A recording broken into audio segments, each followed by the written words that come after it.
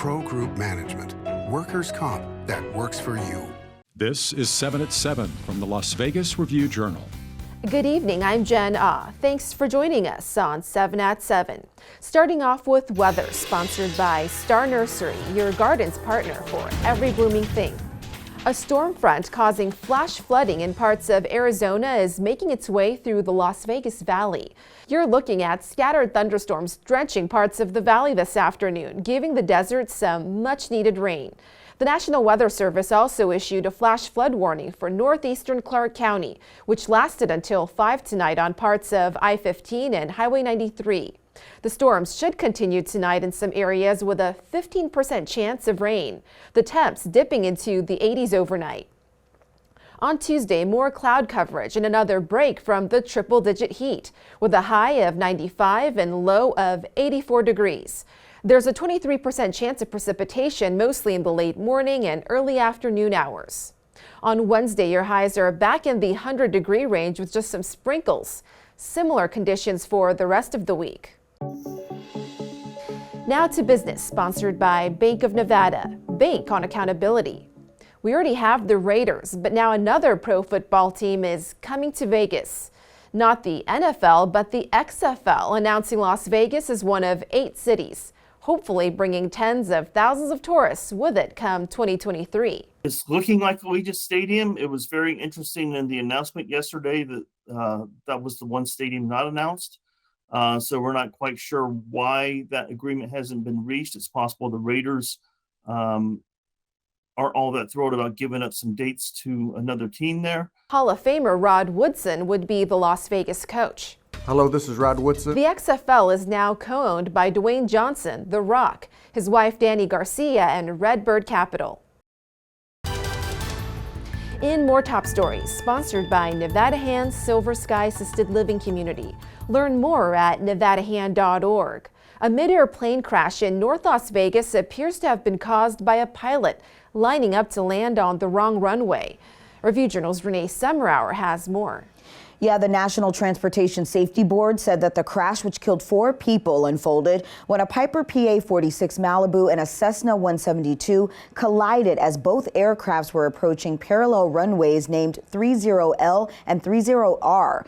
The senior vice president of the nonprofit Aircraft Owners and Pilots Association says an early analysis of aircraft tracking data and air traffic control recordings from the crash, it indicates that the pilot of the Piper was about to land on the 30R runway, even though the pilot was instructed to land on 30L. 7 Charlie X-ray, I think I said it right. 30 left. 7 Charlie X-ray, runway 30 left. Weapon 0 left, that's what I heard. 97 Charlie X-ray. So it's unclear why that happened. When it's clear transmission between the tower and the Malibu, twice that the clearance is on the left runway, the Malibu still lines up on the right runway. McSpadden also said that the nonprofit's analysis is also not meant to replace or mitigate the comprehensive federal investigation that is underway.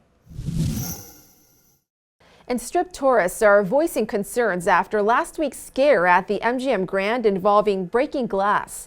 Despite it being a false alarm with no active shooter, one visitor says, "I always felt very safe there." Not anymore. A UNLV psychology professor calls it the priming effect due to media coverage of recent mass shootings and people thinking the same thing could happen to them. During that night, police also suggested those shootings may have contributed to widespread panic. In Health, sponsored by Boulder City Hospital. We're here for you when you need us. Despite the new school year just weeks away, the Clark County School District still doesn't have an employee COVID vaccine mandate. The school board previously approved a vaccination requirement last year. It was supposed to allow for religious and medical exemptions, and it called for negotiations with employee unions, and agreements with those unions were supposed to come back to the school board for approval, but that never happened. The district now says the mandate has not been necessary, but will continue to monitor COVID-19 levels in the community. In entertainment, it's now official. Adele's Las Vegas residency hasn't been easy on her, but now she's Vegas bound. Review-Journal's John Katsimides has the new dates for Weekends with Adele. Weekends with Adele is officially upon us once more. The superstar made it official on Monday morning. The show will restart on November 18th at the Coliseum at Caesar's Palace. Yes, not Zappos Theater or anywhere else. It's the Coliseum, as we've been saying all along. Adele will be performing 32 dates total, including 8 new dates on top of the 24 previously announced. But Adele is going to be a Las Vegas Strip headliner, finally, and let's see if we can hold to that plan. Sports brought to you by Station Casinos, STN Sports. Download the mobile app today. Raiders wide receiver Davante Adams clarified some comments made in a CBS Sports interview in which he called Derek Carr and Aaron Rodgers both Hall of Fame quarterbacks. I mean, like, even if it is Hall of Famer to Hall of Famer, there's going to be an adjustment. I wasn't saying Hall of Famer Aaron to Hall of Famer Derek. I'm not retracting my statement at all.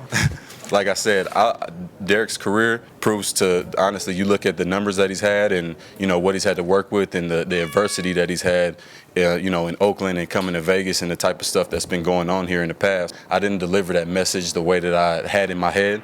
So later when I saw it written out, it kind of made my stomach drop a little bit because I was like, oh, God, here we go, man. Sports betting sponsored by Las Vegas Paiute Tribal Smoke and Cigar Shop. The Aces are 2-point road underdogs to the Chicago Sky at Station Casino Sportsbook on Tuesday night in the WNBA Commissioner's Cup Championship game. The total is 170 and the Aces are plus 110 on the money line and Chicago is minus 130. Each player on the winning team will earn $30,000 while each player on the losing team will collect $10,000 with the game's MVP taking home an extra $5,000. In Lifestyle, sponsored by Visit Laughlin, an easygoing getaway filled with good food, good people, and good times on the river. Most sports teams usually have 2 uniforms, one home, one away. But the Las Vegas Aviators are breaking this trend after using 9 different uniforms during the 2022 season with 5 specialty jerseys. They have 6 different team colors, so it takes, I guess, more than one jersey to incorporate all of them. So they have 4 official jerseys, and then it's all the optional jerseys they have. They still have a long way to go to reach the Oregon football team's 500 different uniform combinations. Thank you for watching 7 at 7. If you're watching from YouTube, don't forget to subscribe to the Review Journal's YouTube channel for more great content. Watch Las Vegas Breaking News streaming live on your OTT device. We'll see you tomorrow for more 7 at 7. Review Journal Studio sponsored by Adam Kuttner. Get the maximum settlement as quickly as possible. This 7 at 7 update sponsored by Pro Group Management. You're watching 7 at 7 from the Las Vegas Review Journal.